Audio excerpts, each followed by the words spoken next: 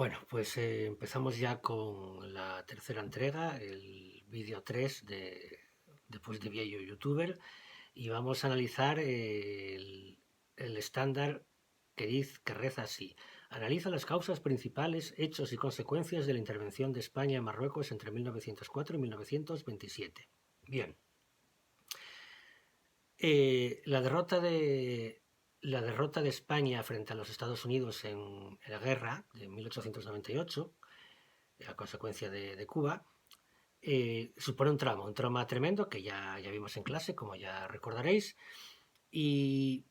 aparte, bueno, de las consecuencias que tiene, pues como movimientos como el regeneracionismo, repatriación de capitales en algunos casos, pérdida de mercado cautivo, etcétera, pues una de las consecuencias colaterales es las enormes ganas que sigue teniendo la clase dirigente española de tener un imperio colonial, porque lo que no podían admitir era que en un momento en que las grandes potencias europeas se habían repartido África, pues que España acabara de perder precisamente lo que le quedaba de su antiguo imperio colonial de muchos siglos atrás. Entonces, ponen sus ojos golosos sobre África y hay muy poco, porque África ya está prácticamente toda repartida. Pero había un país que todavía no lo habían colonizado nadie, que era el Reino de Marruecos. Entonces el Reino de Marruecos, que, bueno, además pillaba cerca, eh, pues tanto Francia como España posan sus ojos golosos sobre el tema.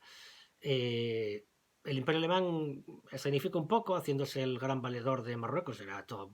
puro cuento, porque luego enseguida se arreglaron con Francia a cambio de un reajuste de las fronteras de Camerún, y entonces, bueno, España y Francia se disponen a repartirse Marruecos. El proceso empieza en 1904, como dice el propio título del estándar, con una declaración franco-británica en la que se reconocen los intereses españoles, entre comillas, en la costa mediterránea marroquí, es decir, el territorio que ambicionaba España y al que se supone que tenía ciertos derechos, muy supuestamente, por aquello de que le pillaba cerca. Esa declaración ya empieza a tomar carta de, bueno, a materializarse a partir de 1906, cuando se celebra la Conferencia Internacional de Algeciras para resolver ese conflicto bilateral entre Alemania y Francia a causa de Marruecos. Y al final lo que se acuerda es, bueno, pues eso, Alemania se quita de en medio y deja vía libre para que España y Francia se repartan Marruecos. ¿Cómo se lo reparten? Bueno, pues le dan un protectorado, que es la forma más suave, como ya recordaréis, sobre todo los que disteis el año pasado Historia del Mundo Contemporáneo conmigo, en primero de bachillerato, es la forma más suave de protectorado, perdón, forma más suave de colonia. Es decir, el Estado es formalmente independiente, pero su política exterior, su ejército y su vida económica están controlados por la potencia colonial. En este caso es un protectorado a dos. La mayor parte de Marruecos queda bajo protectorado francés y una pequeña parte, que el norte, es el Rif, la parte la más cercana a la costa mediterránea, pasa a ser colonia española, protectorado español. Bien, evidentemente no pregunto a los marroquíes qué opinaban del tema. Por lo tanto, a partir de 1909, cuando se inicia la ocupación efectiva del territorio por parte del ejército español, pues se inicia una guerra. Los rifeños inician una guerra contra España. Y eso tiene unas consecuencias tremendas en España. Primero, eh, bueno, hay que decir que quien estaba gobernando en ese momento era Antonio Maura, que era del Partido Conservador, que era un entusiasta partidario de la intervención colonial, de la aventura colonial en Marruecos. Entonces, ¿qué intereses hay? Fundamentalmente, por un lado, los militares, que tienen unas ganas tremendas de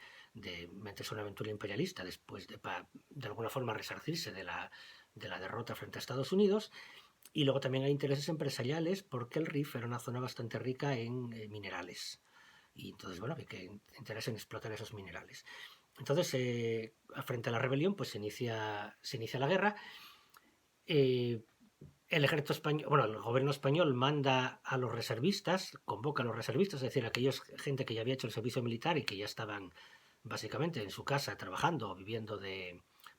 su trabajo y ya tenían su familia y que de repente se ven movilizados porque con las tropas de reemplazo no es suficiente para contener a los rifeños, y esa va a ser una de las causas precisamente de la Semana Trágica, como ya recordaréis que ya vimos en su momento en clase. Eh, la guerra de Marruecos es tremendamente injusta porque, como con la guerra de Cuba, los ricos libran. a quien le tocaba a él, pagando una cantidad, creo que recordar que estaba en torno a 1.500 pesetas, que de aquella era un pastizal espantoso, pues se liberaba. Entonces los hijos de la burguesía no iban a la guerra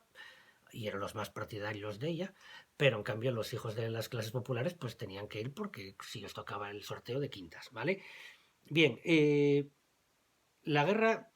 provoca una serie de transformaciones bastante profundas en el ejército español. Para adaptarse a esta guerra colonial, pues se van a enrolar tropas indígenas, es decir, rifeños que se ocupan de la represión de los rifeños rebeldes, y también se crea un cuerpo militar a imagen y semejanza de la Legión francesa, que es la Legión española, que además se organiza más o menos intentando hacer un remedio de lo que eran los antiguos tercios españoles, ¿no? Y bueno, hay un intento de intentar rememorar glorias pasadas o presuntas glorias pasadas. Esa transformación del ejército lleva a la aparición de una serie, digamos, como lleva la división del ejército en dos categorías. Por un lado, los militares que permanecen en la península y por otro lado, los que están en África, bueno, en la guerra contra los rifeños. Los oficiales españoles destinados en África asciende mucho más rápido por méritos de guerra y cobran más, por, digamos que tienen un plus de peligrosidad, vamos a decir así, y eso provoca un resentimiento bastante grande entre sus compañeros peninsulares, muchos de ellos compañeros de promoción de los que están ascendiendo de forma meteóricamente, como por ejemplo el todavía comandante Francisco Franco, y eso provoca un problema político de primera magnitud al gobierno español, porque esos militares peninsulares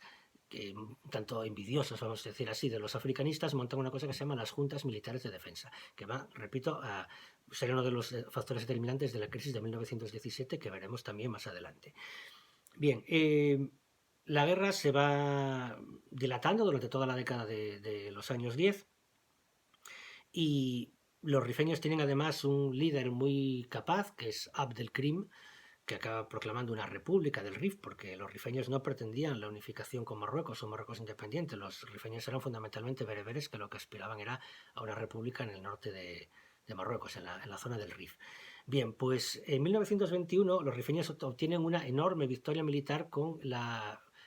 anual, donde consiguen provocar unas 13.000 bajas al ejército español, entre muertos, heridos y desertores. Entre esas bajas está incluso el general Silvestre, amigo personal del rey, responsable absoluto del desastre, porque digamos que los españoles fueron a meterse una engatada por la estupidez de Silvestre, que despreció profundamente a los rifeños, consideraba que era una especie de moros ignorantes que iban a saber ellos de guerra. Pues mira, al final supieron más que él, y la consecuencia fue una derrota militar espantosa para las tropas españolas. Y además eso salpica fundamentalmente al rey, porque el rey era amigo personal de Silvestre y el rey le había mandado una serie de telegramas a Silvestre animándolo a seguir penetrando en territorio rifeño para acabar cuanto antes la guerra. Eso va a provocar también una serie de una comisión de investigación dirigida por el general Picasso, que entre otras cosas va a servir, aparte de para demostrar la incompetencia militar de Silvestre, la enorme corrupción que había en el ejército español, donde buena parte de los militares se dedicaban a traficar con las armas y pertrechos que tenían que ir a la tropa, y que en realidad se dedicaban a hacer contrabando con ellos, con lo cual no dejaba muy buen lugar a los militares.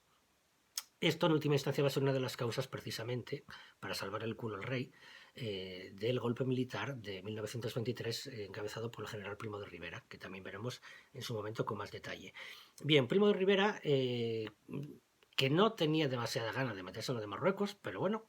entiende que es una situación que hay que intentar gestionar como buenamente se pueda, y tiene un golpe de suerte porque en 1925 los rifeños cometen un error de cálculo, se ven muy fuertes porque ya tienen a España contra las cuerdas y deciden atacar a Francia para liberar la parte rifeña que estaba bajo protectorado francés. Y eso les sale muy mal, porque rápidamente